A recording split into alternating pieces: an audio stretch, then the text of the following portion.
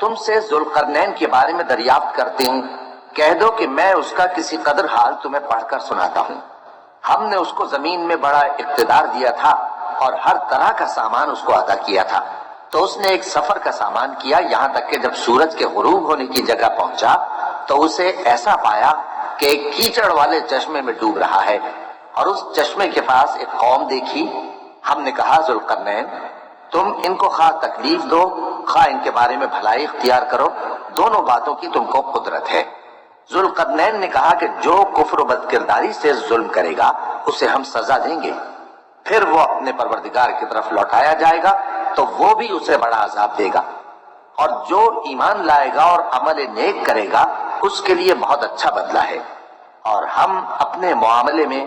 اس سے نرم بات کہیں گے۔ پھر اس نے ایک اور سامان سفر کیا، یہاں تک کہ سورج کے طلوع ہونے کے مقام پر پہنچا تو دیکھا کہ وہ ایسے لوگوں پر طلوع ہوتا ہے جن کے لیے ہم نے دھوپ سے بچاؤ کی کوئی اوٹ نہیں بنائی تھی۔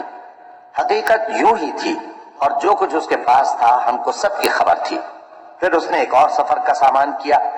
یہاں تک کہ دو اونچے سیدھے پہاڑوں کے درمیان پہنچا تو دیکھا کہ ان کے اس طرف کچھ لوگ ہیں کہ بات کو سمجھ نہیں سکتے۔ ان لوگوں نے کہا کہ اے ذوالقرنین،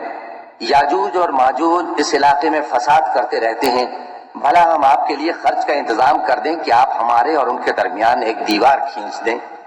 ذوالقرنین نے کہا کہ خرچ کا جو مقدور اللہ نے مجھے بخشا ہے وہ بہت اچھا ہے، تم مجھے قوت بازو سے مدد دو، میں تمہارے اور ان کے درمیان ایک مضبوط رکاوٹ بنا دوں گا۔ تم لوہے کے بڑے بڑے تختے میرے پاس لاؤ۔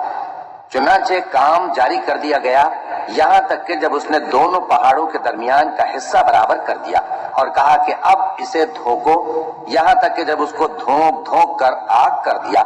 تو کہا کہ اب میرے پاس تانبا لاؤ کہ اس پر پگھلا کر ڈال دوں۔ پھر ان میں یہ قدرت نہ رہی کہ اس پر چڑھ سکیں، اور نہ یہ طاقت رہی کہ اس میں نقب لگا سکیں۔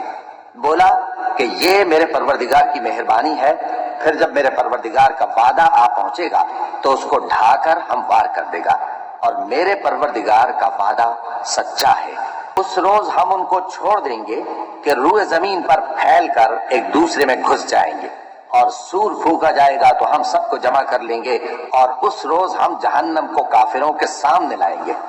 جن کی آنکھیں میری یاد سے پردے میں تھیں اور وہ سننے کی طاقت نہیں رکھتے تھے۔ اب کیا کافر یہ خیال کرتے ہیں کہ وہ میرے بندوں کو میرے سوا اپنا کارساز بنائیں گے تو میں خفا نہیں ہوں گا؟ ہم نے ایسے کافروں کے لیے جہنم کی مہمانی تیار کر رکھی ہے۔ کہہ دو کہ ہم تمہیں ایسے لوگ بتائیں جو اعمال کے لحاظ سے بڑے نقصان میں ہیں۔ یہ وہ لوگ ہیں جن کی دوڑ دھوپ دنیا کی زندگی میں برباد ہو گئی اور وہ یہ سمجھے ہوئے ہیں کہ وہ اچھے کام کر رہے ہیں۔ یہ وہ لوگ ہیں جنہوں نے اپنے پروردگار کی آیتوں کو نہ مانا اور اس کے سامنے جانے سے انکار کیا، تو ان کے اعمال ضائع ہو گئے، سو ہم قیامت کے دن ان کے لیے کچھ بھی وزن قائم نہیں کریں گے۔ یہ ان کی سزا ہے، یعنی جہنم، اس لیے کہ انہوں نے کفر کیا اور ہماری آیتوں اور ہمارے پیغمبروں کی ہنسی اڑائی۔ جو لوگ ایمان لائے اور عمل نیک کیے ان کے لیے بہشت کے باغ بطور مہمانی ہوں گے، ہمیشہ ان میں رہیں گے اور وہاں سے مکان بدلنا نہ چاہیں گے۔ کہہ دو کہ اگر سمندر میرے پروردگار کی باتوں کے لکھنے کے لیے روشنائی ہو تو قبل اس کے کہ میرے پروردگار کی باتیں تمام ہوں سمندر ختم ہو جائے،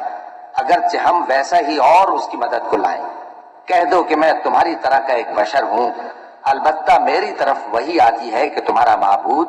وہی ایک معبود ہے، تو جو شخص اپنے پروردگار سے ملنے کی امید رکھے چاہیے کہ عمل نیک کرے اور اپنے پروردگار کی عبادت میں کسی کو شریک نہ بنائے۔